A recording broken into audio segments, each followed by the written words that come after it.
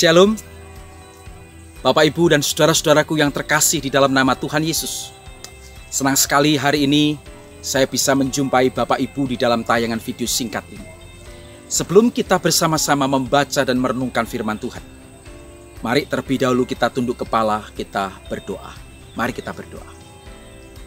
Bapa kami yang ada di dalam surga, kami bersyukur untuk kesempatan yang kembali Tuhan berikan kepada kami, untuk kami boleh membaca dan merenungkan firman-Mu hari ini. Kami memohon ya Tuhan, kiranya Roh Kudus menolong kami, menerangi hati dan pikiran kami, supaya setiap kami yang mendengar, setiap kami yang membaca dan merenungkan firman-Mu hari ini, kami diberkati oleh-Nya. Terima kasih Tuhan, dalam nama Yesus kami berdoa. Amin. Bapak Ibu dan saudara sekalian dikasihi oleh Tuhan, hari ini saya ingin mengajak Bapak Ibu untuk berbicara satu topik, yaitu ibadah.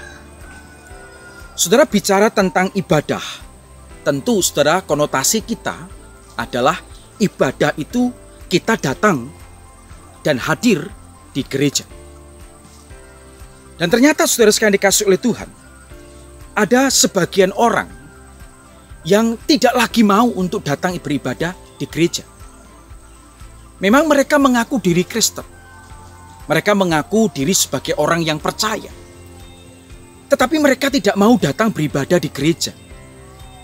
Bahkan mereka menjauhkan diri dari pertemuan-pertemuan ibadah. Dengan berbagai alasan, apakah itu karena gereja tidak menarik? Suasananya ibadah sepi, tidak menarik, tidak membangun. Firman Tuhannya gak jelas, ya. Firman Tuhannya muter-muter gitu ya, khotbahnya nggak ngerti aku. Atau mungkin juga nggak ada penyambutan yang baik. Atau mungkin kita beralasan nggak ada waktu, jamnya nggak cocok dengan saya, dan lain sebagainya. Saudara, dalam kondisi yang normal, ada begitu banyak orang-orang yang tidak mau lagi datang beribadah di gereja, malas ke gereja.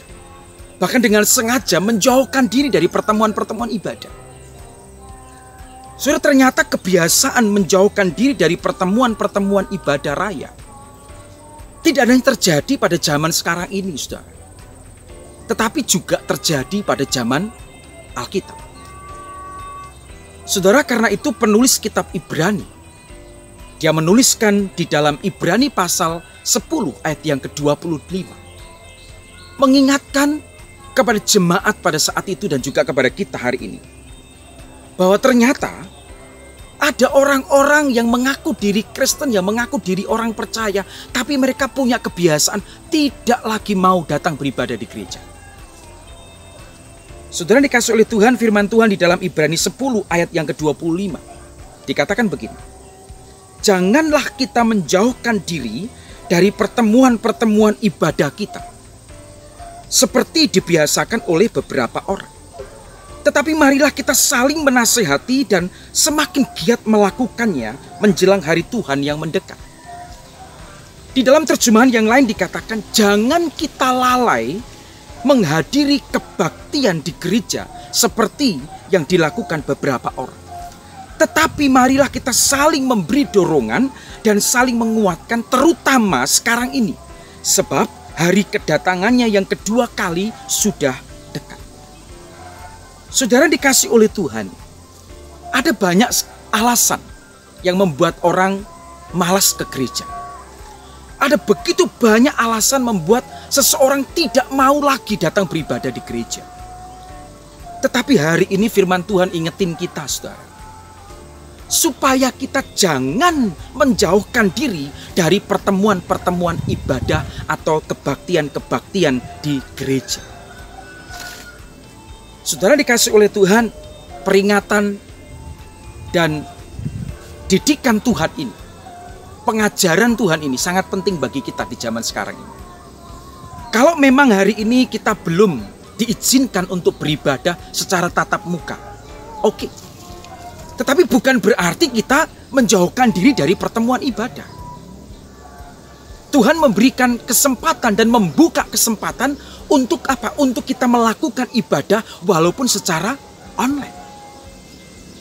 Saudara, walaupun ibadah secara online bukan berarti kita meremehkan atau kita menganggap rendah ibadah online, saudara.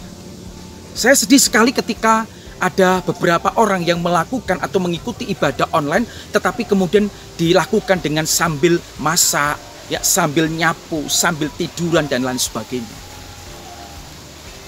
Walaupun ibadah itu kita lakukan secara online, mari kita lakukan ibadah itu seolah-olah kita juga hadir di gereja. Karena kita sedang bersekutu, kita sedang berkumpul bersama-sama dengan saudara-saudara seiman yang lain. Saudara yang dikasih oleh Tuhan, ini adalah kesempatan bagi kita untuk kita boleh belajar bersama. Supaya kita tidak menjauhkan diri dari pertemuan-pertemuan ibadah. Saudara, ada sebuah cerita.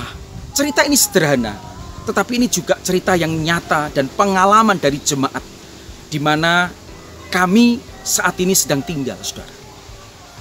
Satu kali ada seorang ibu. Dia bekerja sebagai seorang pemulung. Setiap hari, ibu ini pagi-pagi dia sudah menunggu angkutan rombongan para pemulung, saudara. Setiap hari dia pergi pagi, pulang sore. Nah, satu kali hari Minggu, dia dengan sengaja, saudara, tidak datang ibadah di gereja. Dia justru pergi bersama dengan teman-temannya, pergi untuk mengambil barang-barang bekas, bekerja menjadi seorang pemulung. Saudara, seperti biasa berangkatnya lancar. Tetapi satu peristiwa kejadian yang tidak pernah dia duga sebelumnya. Pada saat dia sedang mengambil barang di satu daerah, ternyata dia bingung. Dia nyasar, dia tersesat. Dia tidak tahu jalan arah mana lagi dia harus balik, kemudian menunggu angkutan yang akan menjemput dia. Sampai sore hari teman-temannya bingung, kemana ibu ini? Di saat dia sedang tersesat itu, dia ingat bahwa itu adalah hari Minggu. Dan dia dengan sengaja menjauhkan dari pertemuan ibadah. Makanya dia nyasar, dia tersesat. Dia kesaksian di dalam satu ibadah. Dan dalam ibadah itu dia berkata, aku sudah kapok. Beberapa bulan kemudian, ibu yang sama. Dia sengaja di hari Minggu, dia tidak ibadah. Kami sempat mencari-cari dia kemana, dia kok nggak ibadah, saudara ya.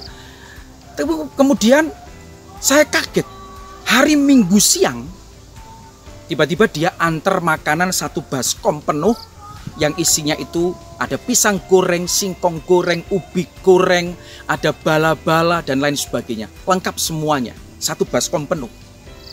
Sambil dia mengantar barang itu dan kemudian dia cerita. Dia berkata, tahu nggak tadi Pak Didi? Saya ini tidak ibadah, tapi saya pergi ke sawah untuk siram jagung. Tetapi sampai di sawah, saya heran. Gak ada air. Karena itu hari itu dia balik dan tidak jadi siram jagung. Dia berkata, sudah 2 kali Pak Didi, saya kapok tidak mau tinggalkan ibadah. Saya tetap harus ibadah di hari Minggu. Saudaraku dikasih oleh Tuhan, ada satu jemaat lagi. Jemaat ini biasanya setiap hari menggembalakan domba. Semenjak ada ibadah persekutuan di tempat kami, dia nggak pernah absen. Dia selalu datang ibadah di pagi hari jam 8. Tetapi hari itu dia tidak kelihatan. Dia tidak ada. Saya bertanya kemana dia, nggak ada yang tahu. Tetapi kemudian dia sorenya datang kepada saya bahwa dia tadi pagi tidak ibadah karena dia sedang tanam jagung. Beberapa bulan kemudian saya tanya kembali kepada bapak ini, bagaimana jagungnya? Sudah tumbuh? Sudah siap panen atau belum? Dia ngomong sambil tertawa, Pak, sama sekali nggak tumbuh, sama sekali nggak panen, nggak ada hasil. Dia berkata, memang benar. Kalau nggak mengutamakan Tuhan, nggak mengutamakan ibadah, itu nggak ada berkat dan rezeki. Bapak Ibu yang dikasih oleh Tuhan, contoh-contoh sederhana ini mengingatkan kepada kita betapa pentingnya untuk kita datang ibadah.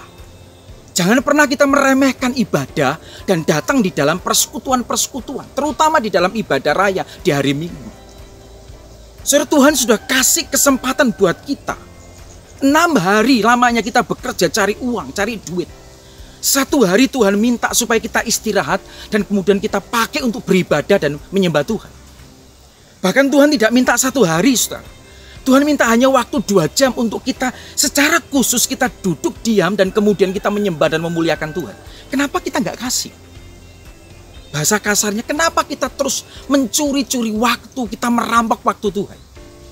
Saudara dikasih oleh Tuhan, biarlah firman Tuhan hari ini akan menjadi dorongan buat kita. Mari, kalau nanti kesempatan sudah mulai dibuka ibadah tatap muka, mari saudara, jangan lewatkan ibadah tatap muka. Makin dekatlah kita dengan Tuhan. Mari kita saling mendorong, kita saling mengingatkan. Karena kedatangan Tuhan sudah dekat. Kedatangan kedua kalinya sudah sangat dekat. Mari kita semakin giat, semakin tekun di dalam ibadah kita. Tuhan Yesus memberkati. Mari kita berdoa. Terima kasih Tuhan untuk firman-Mu hari ini. Kami bersyukur Tuhan mengingatkan kembali melalui Ibrani 10 ayat 25 ini. Supaya kami tidak menjauhkan diri dari pertemuan-pertemuan ibadah kami. Sudah banyak kesaksian orang-orang yang mengabaikan akan ibadah, sehingga hidup mereka tidak diberkati oleh Tuhan.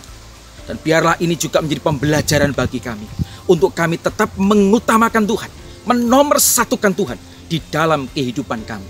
Kalau Tuhan sudah membuka kesempatan bagi kami untuk ibadah secara tatap muka, maka Tuhan, biarlah kami dengan setia, dengan sungguh-sungguh, dengan tekun beribadah.